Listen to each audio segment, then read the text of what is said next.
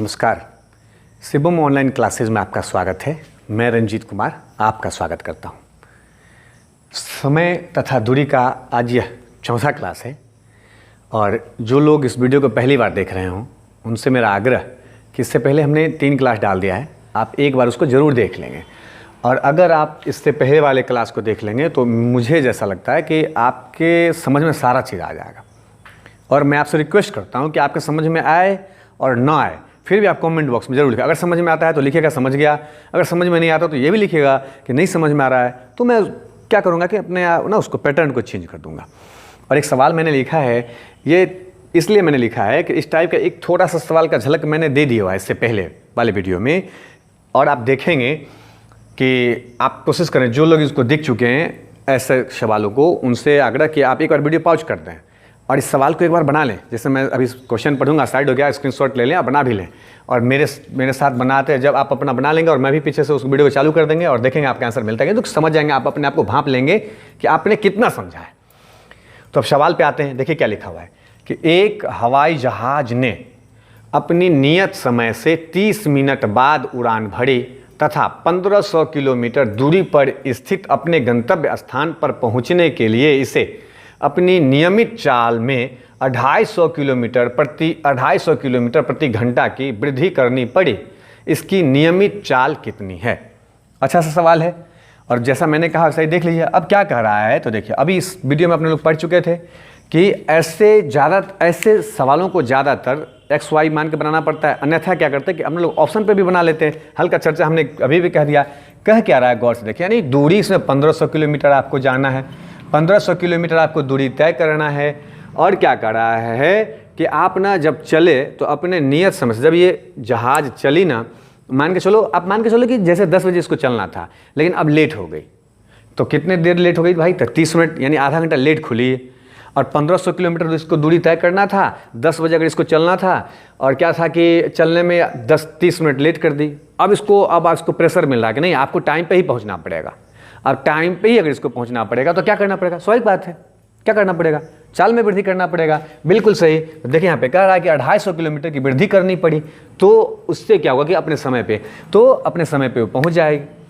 अब आप कल्पना करिए कि पहले जिस चाल से चला होगा, उसके बाद दूसरे बार जब जिस चाल से चला होगा, तो दोनों के समय में आधा घंटे का अंतर हो जाएगा कि नहीं? होगा ना। तो इसीलिए अपने लोग पढ़े हैं ना कि एक चाल, अभी इसको मिटा ले, 1500 किलोमीटर दूरी लिखे थे तो हम चाल मानेंगे। तो चाल अगर हम x मान लेते हैं, x किलोमीटर प्रति घंटा, तो फिर नया चाल क्या लिखना पड़ेगा अपने लोगों को? तो x + 250 किलोमीटर प्रति घंटा लिखना पड़ेगा क्योंकि वृद्धि कर दिया। अब वही समय का अंतर क्या है? तो 1500 किलोमीटर दूरी तय करने में इस चाल से, और अगर 1500 किलोमीटर दूरी तय करेगा किस चाल से? x + 250 वृद्धि कर दे इतना, तो दोनों में आधे घंटा, यानी इससे लेट अगर चला है तो चाल वृद्धि कर दे, इसलिए दोनों में समय आधा घंटा मेकअप कर लेगा वो। तो 30 मिनट, और मिनट को घंटा में बदलने के लिए क्या करना पड़ेगा? 60। बिल्कुल सही। तो 30 1/2 लिख दिए। अब इसका क्रॉस मल्टीप्लिकेशन वही बट्टा पर का घटाव करना पड़ेगा। और इसीलिए हम लोग आपको क्या बोले कि मान लो कि इसमें अगर ऑप्शन होता है, एक होता 700 किलोमीटर प्रति घंटा, दूसरा ऑप्शन होता 750 किलोमीटर प्रति घंटा, तीसरा ऑप्शन होता 800 किलोमीटर प्रति घंटा, और चौथा ऑप्शन होता 850 किलोमीटर प्रति घंटा। अब कौन होगा? तो x मान के जो बनाएंगे तो ज़्यादा टाइम लगेगा, और हमने सिखाया भी था इसको कि ऑप्शन पुट कर लेते हैं। जैसे यहाँ 700 है, तब हम यहाँ के x का मान अगर 700 मान लेते हैं तो यहाँ 700 हो गया और 700 में 1500 भागा देंगे तो 7 दूना 14, दशमलव में आ रहा है, दिखाई पड़ ही रहा है। और यहाँ क्या करना पड़ेगा? तो 700 और प्लस 200 जोड़ना पड़ेगा, तो 250 जोड़ना पड़ेगा, तो 950 15 में और भी भागने, दोनों का अंतर आ जाना चाहिए कितना? आधा घंटा, यानी 30 मिनट या 1/2 आधा घंटा। तो ये देखने में थोड़ा सा लगा कि थोड़ा सा पेचीदा है, तो हम इसको छोड़ दिए, इस पे चले। अगर हम x का मान 750 रखते हैं तो 750 से इसमें भागा देंगे तो 2 मरतबे कटेगा, और 750 में 250 जोड़ देंगे तो 1000 हो जाएगा। 1000 में 1500 से भागा देंगे तो 1.5 मरतबे, यहाँ 2 और यहाँ 1.5, तो 2 और 1.5 का डिफरेंस आधा। बिल्कुल एग्जैक्ट मिल रहा है। देखिए तो यहाँ में x का वैल्यू क्या कर दिए? x का वैल्यू यहाँ 700 रख दिए, 750 रख दिए। यहाँ x का मान 750 रखेंगे तो देखिए 750 और 250 जोड़ेंगे तो टोटल कितना हो जाएगा? 1000 हो जाएगा, तो इसको अपने लोग 1000 लिख दिए। अब 1750 से इसमें भगा देंगे तो 2 आएगा, 1000 से इसमें भगा देंगे तो 1.5 आएगा, और 2 माइनस 1.5 बराबर आधा 1/2, तो 1/2 इक्वल टू 1/2 समीकरण मिल गया। इसका मतलब ये जो 750 है ये इसका एग्जैक्ट उत्तर है। यानी इसकी नियमित चाल कितनी है अगर पूछे तो 750 लिख देना है, आंसर चेक देना है। ऐसे सवालों को ज़्यादातर अपने लोग ऑप्शन से बनाते हैं। अब आप क्या करें, इसका स्क्रीनशॉट भी ले लें और लाइक और शेयर करने में थोड़ा सा कंजूसी ना करें, और अच्छा लगे तो कमेंट जरूर लिखा करें, ठीक है।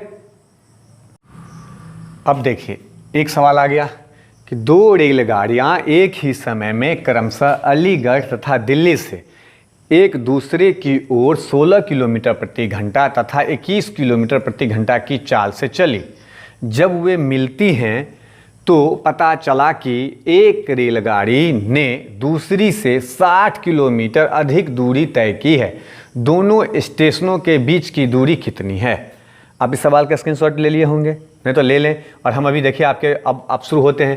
कहता है 2 रेलगाड़ियाँ एक ही समय में क्रमशः अलीगढ़ तथा दिल्ली से, तो देखिए ए से अलीगढ़ बना लिए और यहाँ डी से दिल्ली लिख दिए, और एक रेलगाड़ी अलीगढ़ तथा दिल्ली से एक दूसरे की ओर, एक अलीगढ़ से चली और एक दिल्ली से एक दूसरे की ओर चलेगी। और हमको पता है, क्या पता है, जब दोनों रेलगाड़ियाँ एक दूसरे की ओर से आती है तो क्या पता है, सापेक्ष चाल क्या होता है, जुटता है।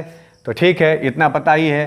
तो दोनों एक दूसरे की ओर, एक 16 किलोमीटर, अब यहाँ से जो चली इसका चाल है 16 किलोमीटर प्रति घंटा, और इधर से जो चली उसका है 21 किलोमीटर प्रति घंटा, 21 किलोमीटर प्रति घंटा के चाल से।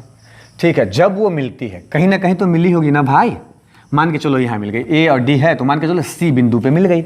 वो हम अपना मान लिए कि सी एक बिंदु इधर से भी आएगी, इधर से भी यहाँ मिल गई होगी। तो जब मिली होगी तो क्या कह रहा है, गौर से सुनिएगा, कि जब वे मिलती है तो पता चलता है कि एक रेलगाड़ी ने दूसरी से 60 किलोमीटर अधिक दूरी तय की। अब थोड़ा सा कल्पना करिए तो कौन अधिक दूरी तय की होगी, ई की।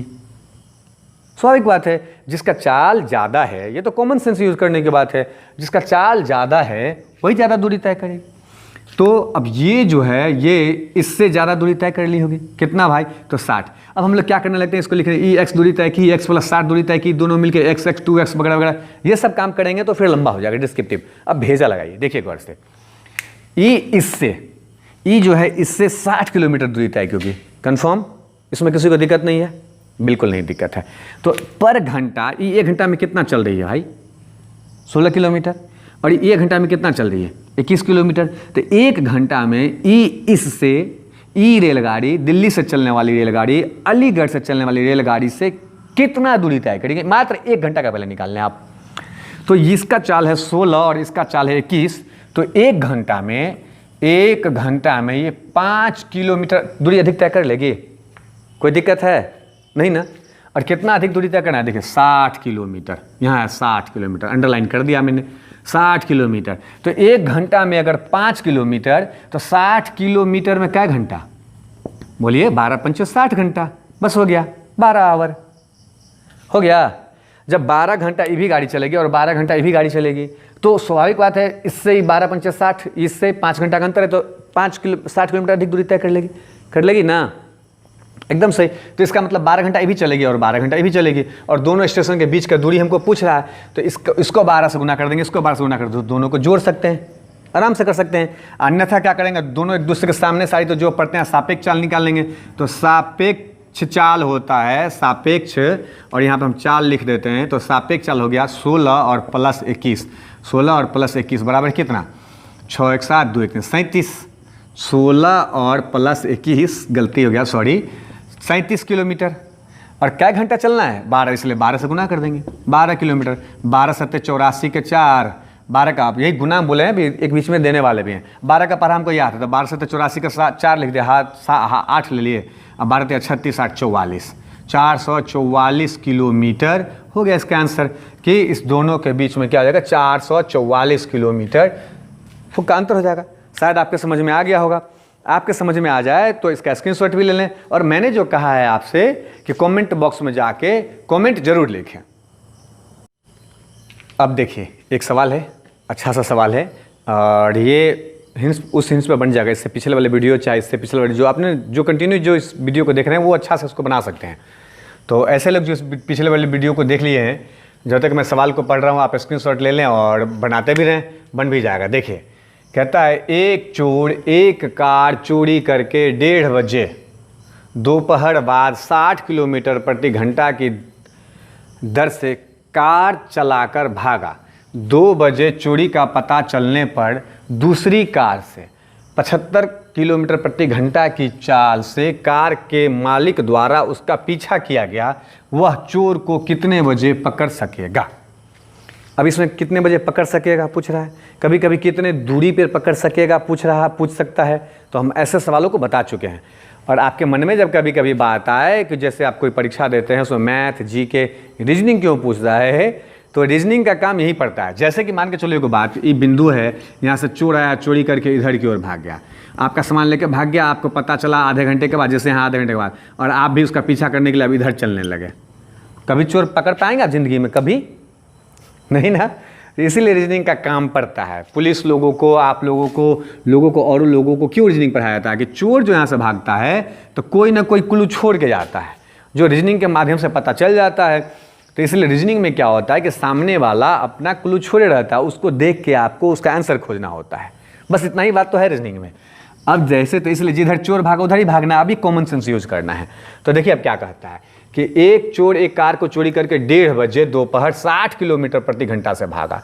अब चोर जो भागा, मान के चलो अब घर से कार लिया और चोर भागा, तो 60 किलोमीटर प्रति घंटा की चाल से अगर चोर भागता है, सी से चोर हो गया, चोर भागा। कितने बजे भागा भाई? तो 1:30 बजे भागा। कितने बजे भागा? तो 1:30 बजे चोर भागा। तो देखिए चोर जो है सो 1:30 बजे भागा, सी से चोर हो गया, 60 किलोमीटर प्रति घंटा के चाल से भागा और 1:30 बजे वो भाग रहा है। 2 बजे अब आप मालिक हैं, आपको पता चला 2 बजे, तो जब चोर भागा 1:30 बजे और आपको पता चला 2 बजे, तो आप में और चोर में को जो आप चोर का जो आप पीछा करें उसमें कितना का समय है? आधा घंटा का। तो चोर तो आपसे आधा घंटा पहले भागा होगा। तो चोर 60 के स्पीड से अगर भाग रहा है तो चोर आपके घर से अब 30 किलोमीटर दूर तो आगे चला गया होगा। इतना बात तो आप समझ रहे होंगे। अब चोर यहाँ मान के चलो यहाँ चला गया, वो यहाँ तक चला गया चोर। अब आपका यहाँ घर है, अब यहाँ से चोर यहाँ से घर से निकल गया गाड़ी लेके, अब चोर यहाँ तक चला गया 30 किलोमीटर। तब आपको पता चला क्या बजे? तो 2 बजे। आराम से ऐसा ही बना लेते हैं कॉमन सेंस यूज करके। उसको लिख लाख नहीं, एक्स वाई जेड कुछ नहीं करते, कॉमन सेंस यूज करते। और हम बार बार आपको कहते हैं कि गणित को झेलना नहीं है, खेलना है।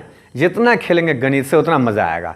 और आप बना के एक्स वाई जेड मान के बनाए, ऐसा ही बनाए, कंसेप्ट अगर समझ गए तो ऐसे चुटकी में बन जाएगा, इतना बड़ा सवाल।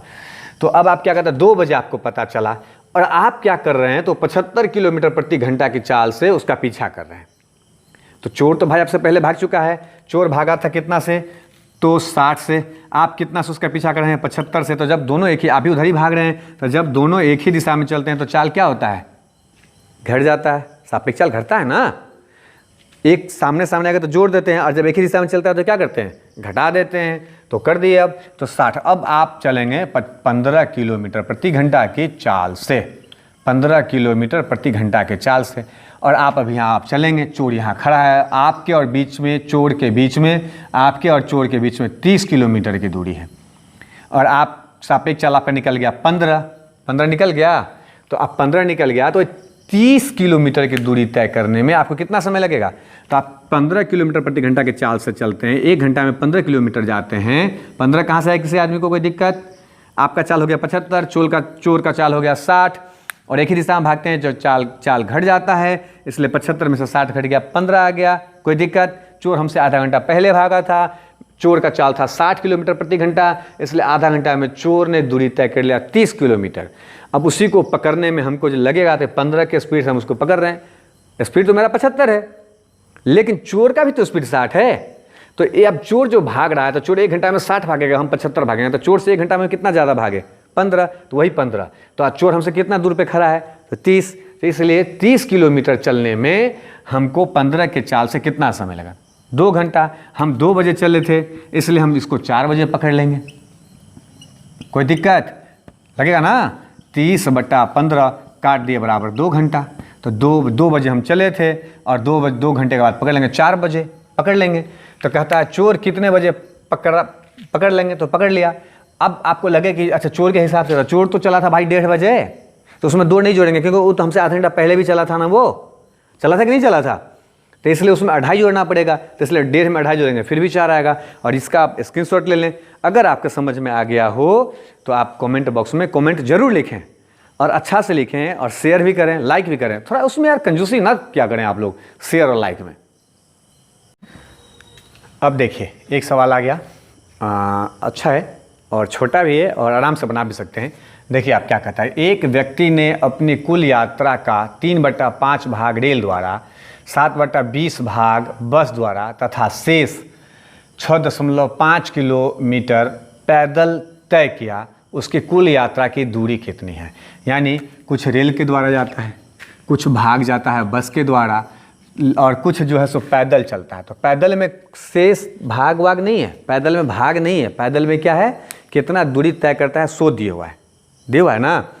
तो देखिए हम लोग को मानना पड़ेगा कुछ दूरी, मान लिया कि वही XYZ करते हैं, तो वही XYZ नहीं करते। देखिए अब क्या करते हैं, कहता है कुल यात्रा का 3/5 भाग रेल से तथा 7/20 भाग कौन चीज़ से, तो बस से, तो 7/20 भाग बस से तथा शेष दूरी भाग में नहीं दिया हुआ है, यहाँ किलोमीटर में दिया हुआ है। तो भाग कितना होगा उस भाग पे अपन लोग बात करते हैं। तो देखिए रेल और बस द्वारा जितना दूरी तय किया, रेल और बस द्वारा उसने जितना दूरी तय किया होगा, कुल में से अगर इस दोनों को जोड़ के घटा देंगे तो उतना भाग जो होगा, ये भाग है, तो उतना भाग जो बचेगा वो क्या हो जाएगा, ये 6.5 किलोमीटर अपने लोग लिख सकते हैं उतना। जैसे माना कि x, तो x का लिखना पड़ता है, जैसे अभी x मान के बना रहे हैं तो लिखते हैं x का 3/5 रेल, फिर जोड़ना पड़ता है रेल, फिर लिखना पड़ता है x का 7/20 लिखना पड़ता है कौन सी, बस, उसका फिर लिखना पड़ता है शेष, तो शेष लिखना पड़ेगा, इसको और इसको जोड़ के x में से घटा देते, जो बचता उतना बराबर लिख सकते थे। तो इसीलिए x से बचने के चक्कर में क्या करते हैं, तो देखिए समय काम में शेष निकालना हम सिखा चुके हैं, इसलिए हम आपसे कहते हैं कि सबका कहीं ना कहीं एक दूसरे के साथ अटैचमेंट है वीडियो का, और हर एक मैथ में जो हम लोग चैप्टर बनाते हैं ना एक दूसरे के साथ है। तो देखिए इसका भाग कैसे निकालेंगे, तो दोनों को हम जोड़ लेते हैं, 20 है 5 है, तो 20 12 है तो 20 लघुत्तम हो गया, इसको तो 20 ले लिए, यहाँ 5 का 20 तो 4 4 तिया 12, 5 का 20 4 तिया 12 जोड़, यहाँ निकल गया कितना, 5 20 से कम 20 तो 7 निकल गया, तो 12 7 19/20 भाग चल दिया, कुछ बस द्वारा और कुछ रेल द्वारा, तो 19/20। तो शेष कितना रहा भाई, तो शेष निकालना पड़ेगा। तो शेष निकालने के लिए उस वीडियो में सिखा चुके हैं कि नीचे से ऊपर वाले को घटा देते हैं, यानी एक या तो एक में से इसको हटा लेते हैं, और जिसको समझ में आता है शेष, तो शेष बच गया कितना, तो 1/20। अब यही शेष भाग है, और इधर भाग का यहाँ किलोमीटर में दिया है 6.5 किलोमीटर शेष जो पैदल चला, देखिए तथा शेष किलोमीटर में दिया हुआ है, तो किलोमीटर में दिया हुआ था इसलिए हम भाग में निकाल लिए, तो इसलिए पूरा दूरी कह रहा है कि उसकी कुल यात्रा, तो पूरा भाग कितना, तो पढ़े हुए हैं समय काम में, नीचे वाला ऊपर वाला नीचे, तो 6.5 यह है किलोमीटर गुना 20 ऊपर और 1 नीचे, तो एक का दशमलव तोड़ दिए, इसका 65 का 6.5 का दशमलव हटा दिए, 0 में आ गया, अब वो 65 आ गया, 0 से 0 काट दिए, 65 को 2 से गुना कर दिए, तो 130 किलोमीटर इसकी दूरी हो गई। शायद आपके समझ में आ गया होगा, अगर आपके समझ में आ गया हो तो इसका स्क्रीनशॉट लें और कमेंट लिखना ना भूलें, लाइक और शेयर तो करें ही करें, अच्छा रहेगा। अब देखिए एक सवाल आ गया और मैं पढ़ देता हूँ, तब तक आप स्क्रीनशॉट भी लें। रोहित को 6 किलोमीटर की दूरी 45 मिनट में तय करनी है। यदि वह आधी दूरी 2/3 समय में तय करे तो शेष दूरी समय पर तय करने के लिए उससे किस चाल से चलना पड़ेगा। मान के चलो आपके रोहित है और आपको 6 किलोमीटर की दूरी तय करना है, तो आप 6 किलोमीटर आपको जाना है। कितना जाना है भाई, तो 6 किलोमीटर आपको दूरी तय करना है। यदि वह आधी दूरी, तो आधी दूरी मतलब कितना, 3 किलोमीटर आधी दूरी 2/3 समय में तय करे, तो समय टोटल कितना में तय करना है, तो 45, तो 45 का 2/3 मतलब 15 तिया 45, 15 दूना 30 मिनट, यानी 6 किलोमीटर आपको जाना था 45 मिनट में, और आप क्या कर लिए कि 3 किलोमीटर मतलब आधी दूरी तय करने में आपने 30 मिनट लगा दिया। तो आपके पास अब बचा कितना समय, आगे क्या कह रहा है वो भी देख लेते हैं। तो शेष दूरी, तो शेष कितना, 6 किलोमीटर आपको चलना था, 3 किलोमीटर आप चल चुके हैं, तो शेष कितना रह गया आपके पास भाई? तो शेष आपके पास रह गया 3 किलोमीटर अभी आपको और चलना है। और आपके पास समय कितना रह गया है? कहता है शेष दूरी समय पर तय करने के लिए 45 मिनट टोटल समय था, जिसमें से आप 30 मिनट अपना दे चुके, बर्बाद कर चुके हैं। तो आपके पास शेष कितना रह गया? तो शेष 15 मिनट में, यानी 3 किलोमीटर की दूरी को 15 मिनट में तय करना है। तो उसे किस चाल से चलना पड़ेगा, यानी चाल आपको बताना है, आप चाल बताना है आपको। तो इसको मीटर प्रति सेकंड में, किलोमीटर में, कुछ में भी निकाल सकते हैं, क्योंकि अभी ऑप्शन रहता तो इस हिसाब से रहता, तो हम लोग किलोमीटर में ही निकाल लेते हैं। तो अब देखिए, आप 3 किलोमीटर चलने में आपको जाना है और आपके पास 15 मिनट समय है। तो आप किस चाल से चलेंगे कि 15 मिनट में 3 किलोमीटर दूरी तय कर लें? कल्पना करिए थोड़ा सा। हाँ, तो देखिए आप क्या करेंगे, 15 मिनट में अगर 3 किलोमीटर चलते हैं तो 1 घंटा में 15 जो है सो चौथवा हिस्सा है ना। नहीं तो देखिए 15 मिनट में 3, तो 30 मिनट में 6 और 60 मिनट में 12। सही है, तो हो गया। तो इसलिए 12 किलोमीटर प्रति घंटा, यानी 1 घंटा में कितना दूरी तय करेंगे? तो 1 घंटा बराबर, आपके जिसका समझ में आ गया ठीक है, जिसका समझ में नहीं आया तो देखिए क्या लिखेंगे आप, वही लिखेंगे कि 15 मिनट में 3 किलोमीटर, इसलिए 60 मिनट में बराबर वाट किलोमीटर। तो 3 किलोमीटर है, 15 मिनट में 3 किलोमीटर की दूरी तय करते हैं, तो 60 मिनट अगर चलेंगे तो ज़्यादा दूरी तय करेंगे। तो 60 ऊपर और 15 नीचे, तो 15 चौका 60 बराबर 3 चौका 12 किलोमीटर प्रति घंटा। ये अपना आंसर हो गया। अब चेक दिए, अब इसका क्या करना है, आप स्क्रीनशॉट ले लें। अब देखिए एक सवाल आ गया और अच्छा सवाल है, लेकिन उससे पहले हम एक बात आपसे कहते हैं कि इस बात को ध्यान से सुनिएगा। क्या होता है, प्रतियोगिता परीक्षा में गणित को ना आप जितना कम कलम छू के, जितना समझिए, जैसे कि आपको समझ ही तो जाना है, XYZ वगैरह माने इस ऑप्शन से बना लेते हैं, ऐसे करके जितना ज़्यादा से ज़्यादा बना लेंगे उतना ज़्यादा स्कोर होगा, और स्कोर ज़्यादा होगा तो आपका मेरिट भी बनेगा। इस बात को आपको ध्यान देना है। तब तक मैं सवाल को पढ़ रहा हूँ, तब तक आप क्या करें, साथ में इसका स्क्रीनशॉट ले लें, और अगर आप पर सवाल को पढ़ते भी, हमारे पढ़ने पे सुनते भी रहें, अगर बनने वाला हो तो पॉज करके बनाते भी चलें। और देखिए कितना अच्छा सवाल है कि एक व्यक्ति ने एक वर्गाकार मैदान ABCD की 4 दीवारी के साथ साथ साइकिल शीर्ष A से आरंभ किया। आधा घंटे बाद वह शीर्ष A से होकर जाने वाले विकर्ण के अंतिम छोर पर पहुंच गया। यदि उसकी चाल 8 किलोमीटर प्रति घंटा हो तो मैदान का क्षेत्रफल कितना होगा? क्षेत्रफल ज्ञात करना है अपने लोगों को। तो सबसे कहता है एक व्यक्ति है, तो मान के चलो हम लोग एक व्यक्ति हो गए, अपने खुद के अपने आप को समझ लेना है। और वर्गाकार बुलाते हैं, एक वर्गाकार बना लेते हैं। वर्ग बताइए कि वर्गाकार में क्या होता है कि उसका भुजा आमने सामने की चारों भुजाएं बराबर होती है, कि वर्ग की सारी भुजाएं आमने सामने की चारों भुजाएं बराबर होती है वर्ग की, तो बराबर कर दिए। थोड़ा मोड़ा टेढ़ा भी है तो अपना आप सीधा कर लीजिएगा, चलेगा। अब A मान लिए, B मान लिए, C मान लिए और D मान लिए।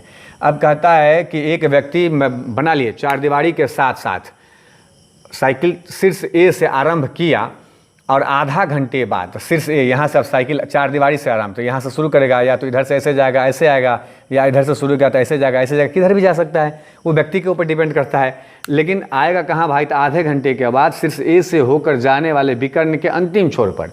तो शीर्ष A से जो विकर्ण जाएगा तो विकर्ण यहाँ से यहाँ आ जाएगा। अब कहीं से भी जाएगा, इधर से भी जाएगा तो यहाँ से यहाँ आ जाएगा। अच्छा, इधर से आएगा तो यहाँ से यहाँ पहुँच जाएगा, नहीं शीर्ष A के विकर्ण पे पहुँच जाएगा। ये फिगर थोड़ा सा समझना था आपको। यहाँ से यहाँ आने में उसको कितना समय लगेगा? आधा घंटा लगेगा। शीर्ष A से जाने वाले विकर्ण के अंतिम छोर पर पहुँच गया। तो मान के चलो यहाँ से चला और यहाँ से यहाँ आया, और यहाँ से यहाँ आया, यहाँ पहुँच गया। तो यदि उसकी चाल 8 किलोमीटर प्रति घंटा हो, तो भाई 8 किलोमीटर प्रति घंटा हो, चाल कितना है? तो 8 किलोमीटर प्रति घंटा। और कितना में पहुंच जाता है भाई? तो आधा घंटे बाद। तो आधा घंटा, 8 किलोमीटर प्रति घंटा उसका चाल है, तो आधा घंटा यानी 30 मिनट में कितना दूरी तय करेगा? जल्दी से बोलिए। एकदम सही। जो आदमी 1 घंटा में 8 किलोमीटर प्रति घंटा का मतलब क्या? 8 किलोमीटर प्रति घंटा का मतलब यानी ये आदमी 60 मिनट में 8 किलोमीटर दूरी तय कर लेगा। तो आधा घंटा में कितना दूरी तय करेगा? अपने मन से निकाल लिए ना। दिक्कत है? एकदम सही। नहीं है तो चलिए, 30 मिनट में 4 किलोमीटर। अब 4 किलोमीटर और वर्ग का सब भुजा बराबर होता है, होता है ना, तो यहाँ से लेके यहाँ आएगा, यहाँ तक जाएगा, यहाँ 4 किलोमीटर अगर है तो क्या हो जाएगा, बिल्कुल बराबर होता है। तो 4 किलोमीटर पूरा दूरी तय अगर 2 किलोमीटर ही, 2 किलोमीटर ही, फिर 2 किलोमीटर ही, 2 किलोमीटर, यानी बर का भुजा निकल गया। और बर का जब भुजा निकल गया कितना, 2 किलोमीटर, क्या निकल गया, 2 किलोमीटर, ये भुजा निकल गया, भुजा बराबर हो गया 2 किलोमीटर। तो अब क्षेत्रफल बराबर सूत्र होता है, क्या होता है, जल्दी से बोलिए, भुजा स्क्वायर। इसलिए 2 का स्क्वायर करेंगे तो 2 दूना 4 वर्ग किलोमीटर, ये अपना आंसर हो जाएगा, 4 वर्ग किलोमीटर। समझ में आ गया। अब क्या करें, आप इसका एक बार स्क्रीनशॉट ले लें, ठीक है। स्क्रीनशॉट लेने के बाद मैं आपसे कह रहा हूँ कि अगर आपको समझ में आ रहा हो तो आप कमेंट बॉक्स में कमेंट ज़रूर लिखें। आपके कमेंट लिखने से हमें सुकून मिलता है और अच्छा भी लगता है, ठीक है। समझ में आ जाए तो बहुत अच्छा से लिखिए और हमको भी सुकून मिलेगा, ठीक है। धन्यवाद।